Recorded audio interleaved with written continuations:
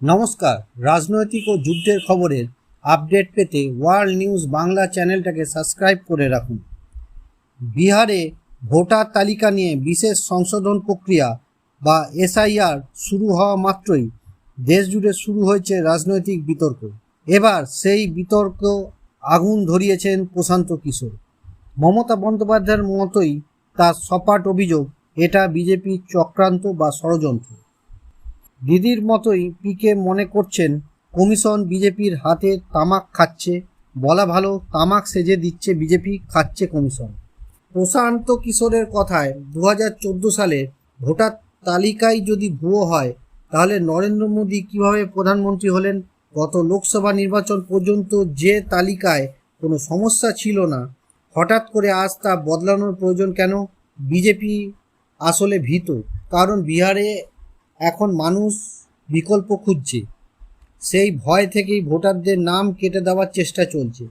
বিহারের একমাত্র মুসলিম সংখ্যাগরিষ্ঠ জেলা কিষানগঞ্জে দাঁড়িয়ে সম্প্রতি প্রশান্ত কিশোর এ কথা বলেছেন। পিকে জানিয়েছেন, ভোটার তালিকা থেকে যাদের নাম ভুলভাবে বাদ দেওয়া হচ্ছে তাদের পাশে থাকবে তার পার্টি।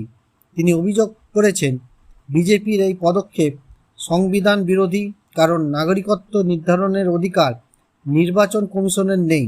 সুপ্রিম কোর্ট তা স্পষ্ট করেছে। পিকে অবশ্য শুধু বিজেপিকেই নয়, বিহারের সংখ্যালঘু রাজনীতির পুরনো খেলোয়াড় তথা লালু প্রসাদের দল আরজেডিকেও কটাক্ষ করেছেন। তার কথায়, আরজেডি নিজেদের লণ্ঠন জ্বালিয়ে রাখতে মুসলিমদের স্রেফ কেরোসিন হিসেবে ব্যবহার করেছে, কিন্তু এবার সংখ্যালঘু সম্প্রদায় সেই অপমান মেনে নেবে না। জানিয়ে রাখা ভালো, লালু প্রসাদের দলের নির্বাচনী প্রতীক হল লণ্ঠন। বিহারে সংখ্যালঘু জনভিত্তিকে রাজনৈতিক পুঁজি হিসেবে ব্যবহারের বিষয় যেমন লালুর দলের সঙ্গে জড়িয়ে, তেমনি বাংলায় অনেকে মনে করেন তৃণমূলের বড় জীবনকাঠি হল সংখ্যালঘু ভোট। ভোটার তালিকা সংশোধনের প্রশ্নে বিজেপি সেই জায়গাতেই আঘাত করতে চাইছে। যেমন বিরোধী দলনেতা শুভেন্দু অধিকারী এদিন বলেছেন, বাংলার ভোটার তালিকায় 1 কোটি রোহিঙ্গা রয়েছে, এইসব বিদেশি ভোটার তালিকা থেকে বাদ দিতে হবে, তাই ফুস হয়ে যাবে তৃণমূল। আবার কল্যাণ বন্দ্যোপাধ্যায়ের মতন তৃণমূল সাংসদদের মতে বিজেপি সাজিয়ে রেখেছে কাদের ভোটার তালিকা থেকে বাদ দিতে হবে। বাংলার প্রান্তিক মানুষ ও মুসলমানদের ওরা টার্গেট করছে। ওরা যেভাবে সাজিয়ে দিয়েছে সেভাবেই কমিশন ভোটার লিস্ট ফাইনাল করবে।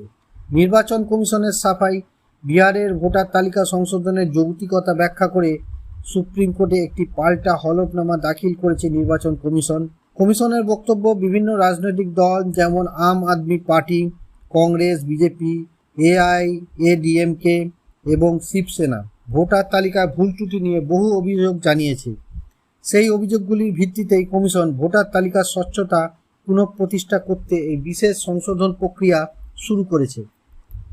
কমিশনের হলফনামা অনুযায়ী একাধিক রাজনৈতিক দল অভিযোগ করেছে যে ভোটার তালিকায় মৃত ব্যক্তি, অনুপস্থিত বা অযোগ্য ভোটারদের নাম রয়েছে, আবার অনেক যোগ্য ভোটারের নাম বাদ পড়ে গেছে। পুরনো সারাংশ সংশোধন পদ্ধতি এই সমস্যাগুলি দূর করতে পারছে না। এই যুক্তিতে কমিশন নতুন করে সম্পূর্ণ তালিকা পর্যালোচনার সিদ্ধান্ত নিয়েছে। কমিশন তাদের হলফনামার সঙ্গে 625 পাতার একটি সংযোজন দাখিল করেছে, যেখানে দিল্লি বিধানসভা নির্বাচনের আগে আপের অভিযোগ, মহারাষ্ট্র বিধানসভা নির্বাচনে কংগ্রেস জোটের অভিযোগ এবং বিজেপি ও অন্য দলের দাবি আপত্তি সংযুক্ত করা হয়েছে।